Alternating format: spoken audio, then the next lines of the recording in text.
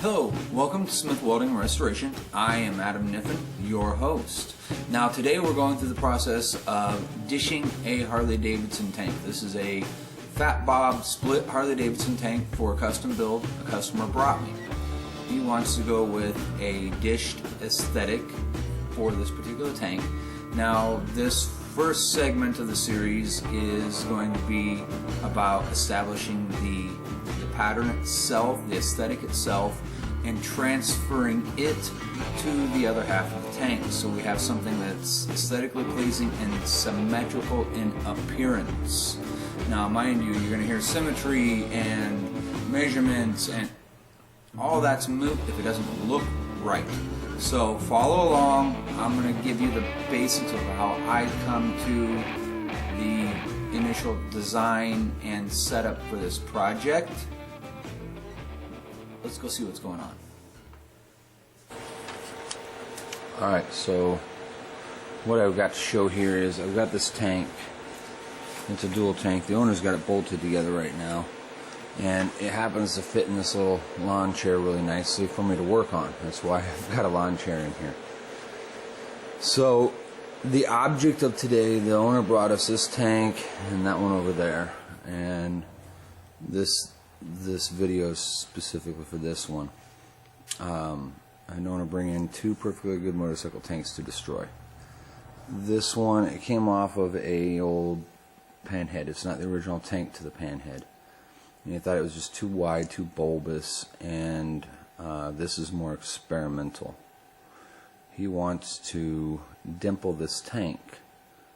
So I've got drawn out here. We started off with some marker while the owner was here just to get an idea of what he wanted. And then I come back in with fine line tape, and I've got a really good basis for what I'm cutting out. And actually at the deepest here, it's about an 1.5 inch drop actually from the surface to here.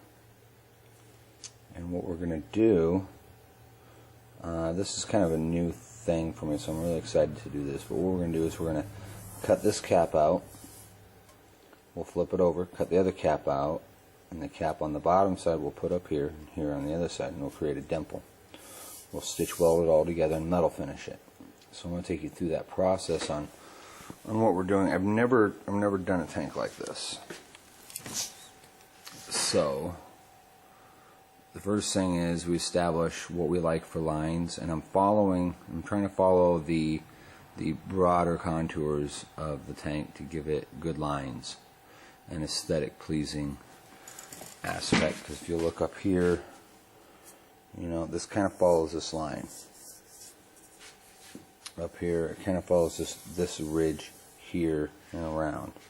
Here we tucked it back in because we were way out here on the original idea, but if you look, drops an awful lot, so I brought it up so the drop isn't so dramatic. I want it to be more subtle, because getting that to fit in is going to be a bear. So that's kind of where we're at. That's what's going on now. And then, you know, you got to make these fit the holes you cut them out of, the opposite holes that were cut. So at this point I got this side established. I can't just cut it and run like hell. I have to establish a pattern, a template. And what I'm going to do is I'm going to use some masking paper for this. And I'll tack it down with tape as I go around it. And there's going to be areas where it's going to fold up, where it'll fold up on itself. And I'll use this and I'll get a real nice crisp fold, because that's where the metal has been shrunk, and it goes down around the edges. So then once I get it cut out, those folds, I'll reverse them so it folds the other way. We'll pick landmarks.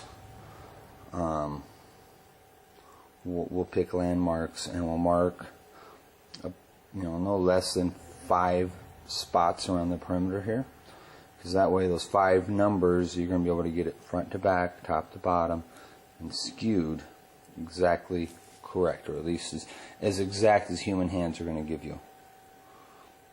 So right now, I'm going to try to find the tripod for this so we can continue.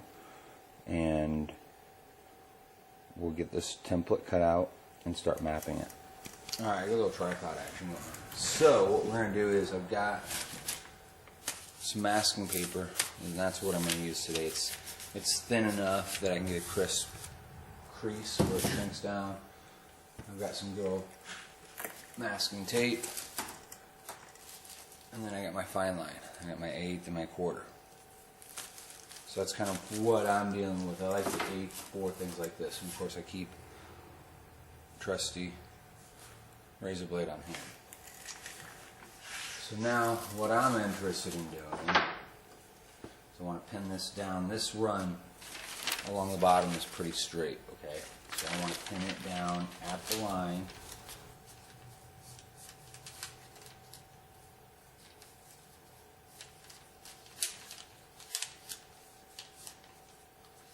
Work this very gently all around the edges. So that crease I'll bring back on the other side when I come around the other side.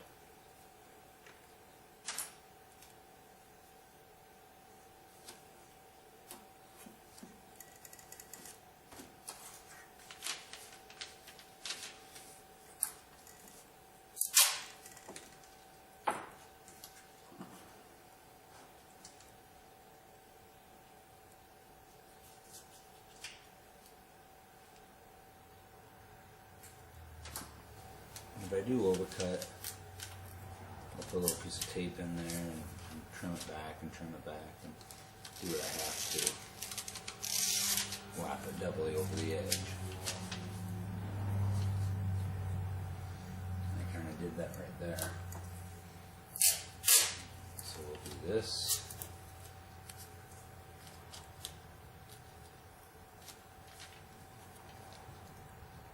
Do this. Glad I got that out of the way early. And show you now that,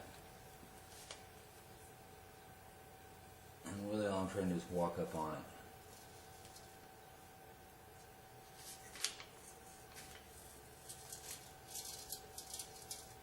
I'm not worried about hurting the finish because I'm going to grind all this paint off anyhow. So, you know, cut with abandon. This is an older razor blade I've got. Many stashed around the shop at various stations. So I cut the finish, the primer there. I don't care. It's probably rattle can primer anyhow.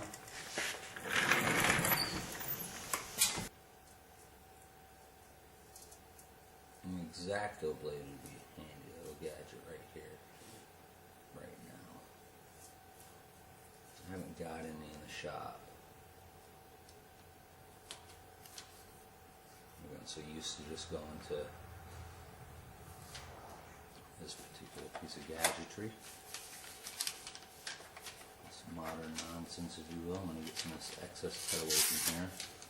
And so the goal is just to walk up on it. This shit takes time. A little crease right here to pull this around.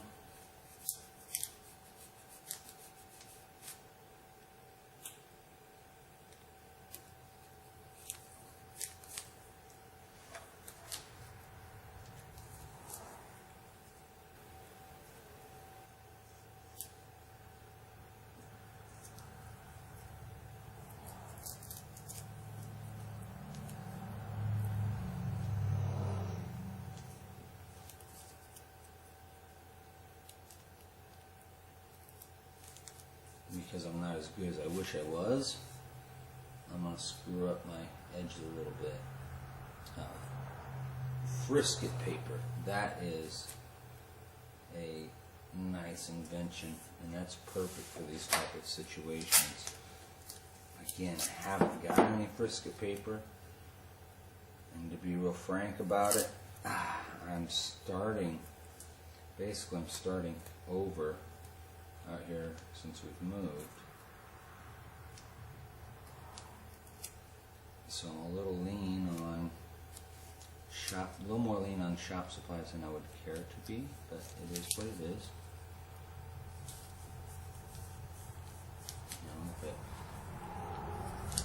overcut, we make it a happy little tree. Is that the right product? No, wait.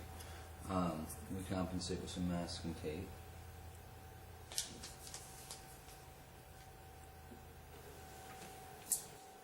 Alright, so I moved out of the sunlight beaming in my window, my door window. I've got this pinned down, this masking paper pinned down, and you can see up here I'm short, so I'll have to add tape and cut it back, whatever. I don't mind. It's just part of the gig. I'll cut this seam back loose when it comes time to flip it over. Because you cut them loose and you flop them over. I may be able to get it just a boop in the middle of this without cutting my seams.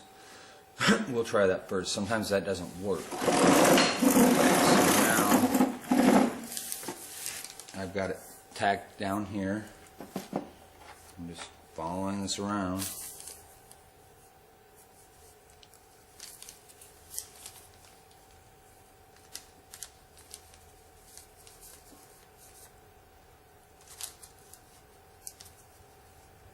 If you got fingernails, it probably helps with this part of the process. Getting that crease to hold. Or another thing that I've done to good effect is just cut it and move it. I don't like doing that so much just because if I can't flip it over and make that root back out, I need to cut it and refold it. and because it's all still connected, it cuts and refolds a lot easier. Or it opens up and then refolds a lot easier. I've got reference. That I got no real reference to. Let's see if we can do this without botching it too badly. Again, we're just kind of trying to walk up on it.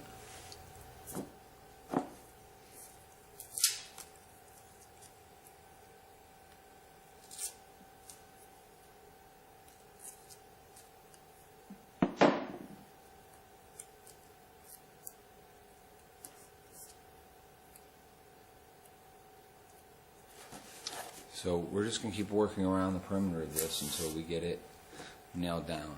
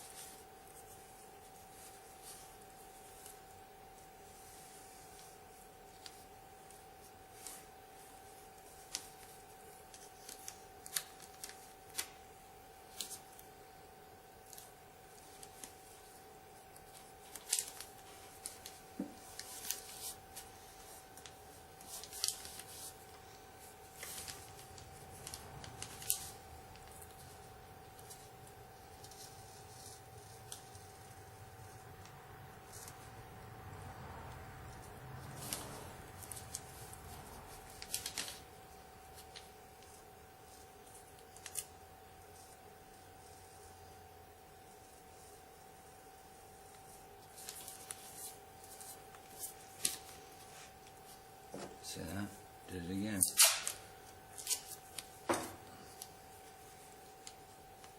Now, if you don't want screw-ups, don't do any of this. You're going to get plenty. And you're going to get disheartened just cutting a template. You got bigger issues that you're going to want to deal with first.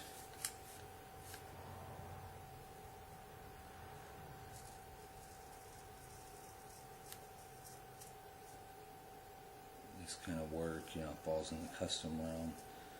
It's tedium is what it is.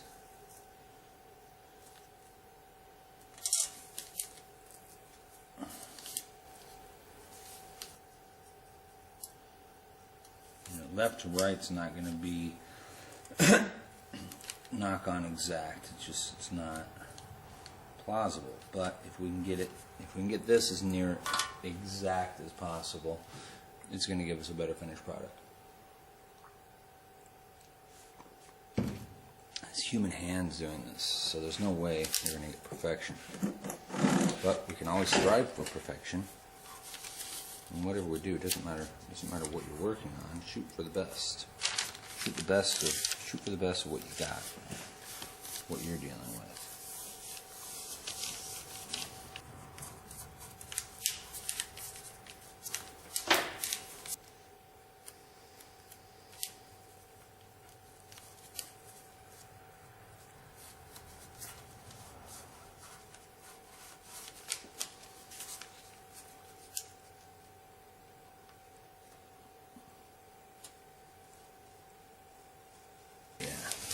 There. We're getting somewhere. It's starting to look like something. And any minor nuances you've got will be taken out when you preview it prior to cutting. So any minor waviness or little issues you don't care for will be readdressed when it comes time for the cut. And that's the stuff that won't, I guess as they say, make the cut.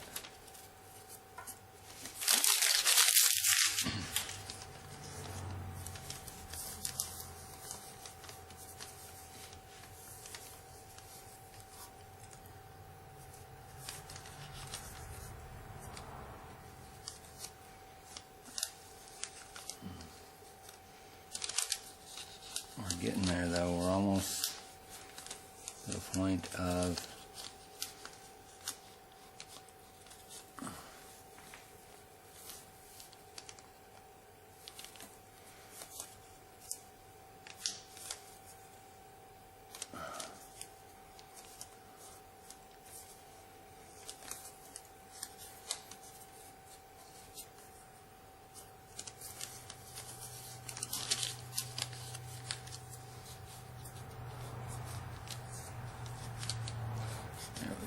that crease a lot better.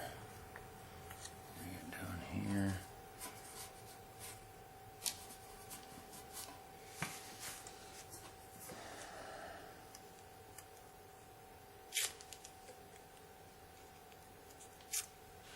Every time you make a cut, you kind of got to wander around your piece and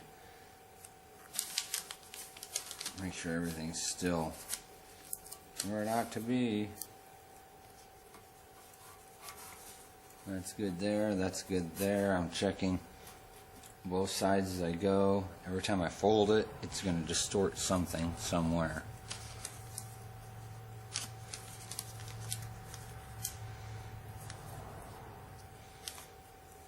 Get that fold pinned down.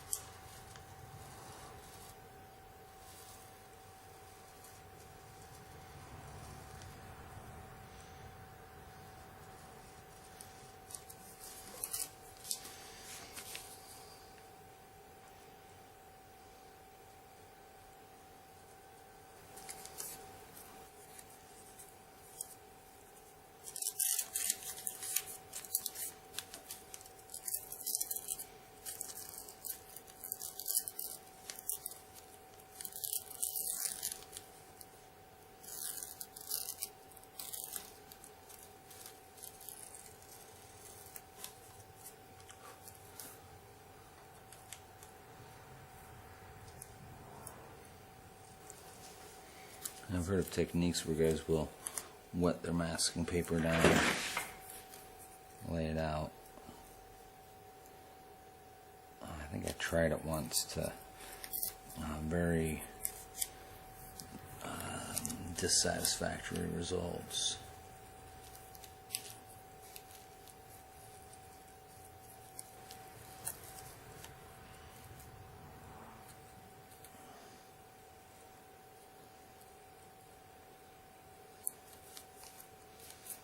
I made 9 marks, like this one here. What we're going after, you can use a piece of string, piece of wire. You can use really anything to take your measurements, as long as you have a capacity of logging and replicating that. You're in this scenario, you're measuring for reference, not for accuracy, if that makes sense. So you don't need something that's incremental so much as something that you can mark. So then what we'll do is I'll find references like this point, I'll bring it around to this point here. Because that point there, I can reference to the other jug. These measurements made out, get it flipped over and transfer. I've got a notebook, pen, so I'm going to start my map. Alright, so I used the seamstress tape. I went through all the various locations. I didn't use all 8 marks that I had laid out on the paper to transfer, but I used some of the landmarks. I'll show you. The gas caps are pretty well symmetrical. These tabs are pretty well symmetrical. The crossover tube, and you had some points down here that were close. So I used all these various locations. I got this pinned down and tight, and you can see now, okay, it's pretty well dried up. I can peel it off. I used just cheap rattle can flat black. You don't know, show no name brands here. It's just the cheapest stuff you can buy at the store. I keep it around for little stuff like this, for templating, pattern making. It helps. The reasons being, still a little bit tacky, but other than where the tape was, I'm going to keep this pattern handy for no reason other than I'm going to. But that gives me, and you can see some deviation here that will need corrected, where it's choppy. But this gives me a good template in my locations as far as skewed this way, front to back, up and down. I've got real good locations, but like that's not a good line. It needs to be corrected. So we'll work on that here in a minute. In fact, one thing you can do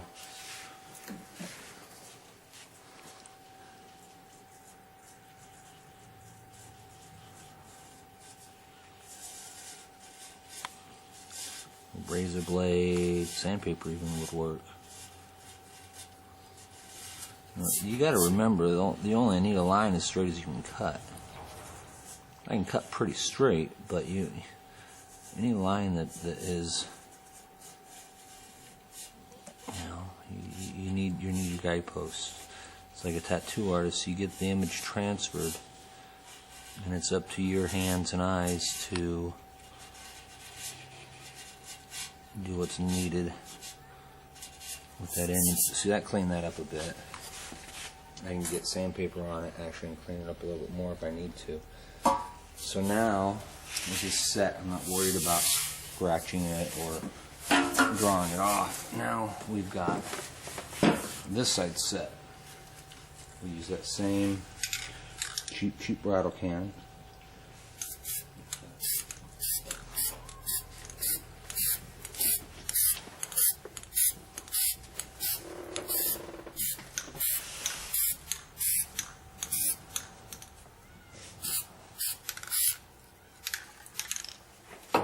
We'll let that set and dry it up. I'm going to do this side a little.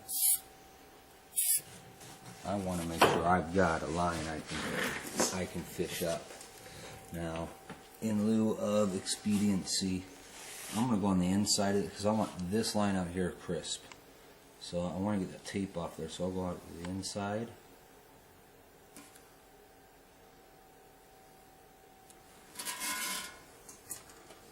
And now, you can see I've got a line that I can go by.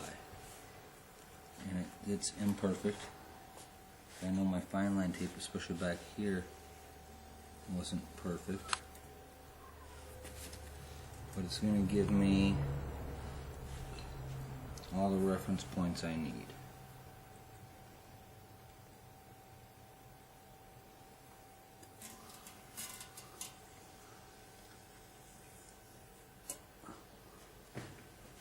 And you can see where I cut through everything and chopped up my tape a little bit.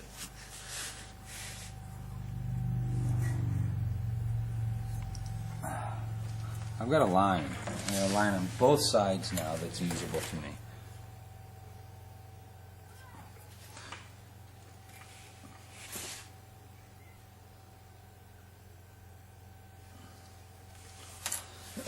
And then I can take some basic tools cut that out. I will inspect it one more time. After this paint dries, I'll inspect it one more time and get it set up flat, and I'll inspect it left and right, and I'll really scrutinize its positioning, just like a tattoo artist. If it's in the wrong position, we'll wipe off the flat black paint and reposition everything.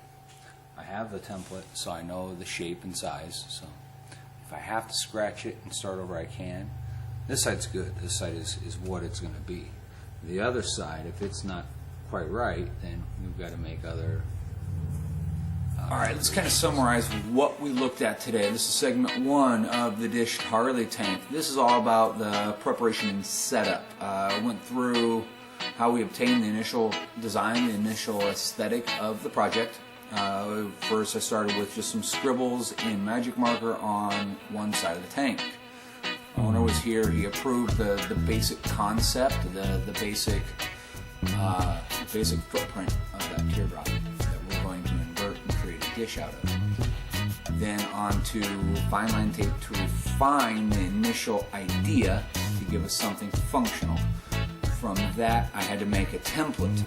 I made my template out of 6-inch masking paper and masking tape as I went around it. Folding creases. This was a shallow enough contour. I was able to pop that paper the other direction, leaving everything taped and put together where I fold it. You fold it where the metal has been shrunk and or stretched, and that's what brings all your contours together. And then the transferring of that template to the other side. Now it took a little more finagling to get it aesthetically correct. We got some measurements and they worked out okay, but again, both sides were not perfectly symmetrical, so the measurements were a guidepost. They got us close, and then we scrutinized it a little further, and the next session in this video set will be cutting, metalwork, and so forth. So if you've got any comments, go ahead and drop them below. Definitely hit the subscribe button if you wish to follow with Smith Welding and Restoration, see what we're up to from day to day, week to week. And don't forget, any comments, questions, or so forth that's left below, I typically will answer on Sunday morning coffee of the following week, of course. Any comments that pop up on the channel, I try to address there. I'm far better at articulating via video than I am through the keyboard, even as limited as I may be on video. So if you've got any further suggestions, complaints, or questions, you can find me over on Facebook, Adam Niffen, or the Facebook page for Smith Welding and Restoration. Thank you for stopping by. We'll catch you all in the next one.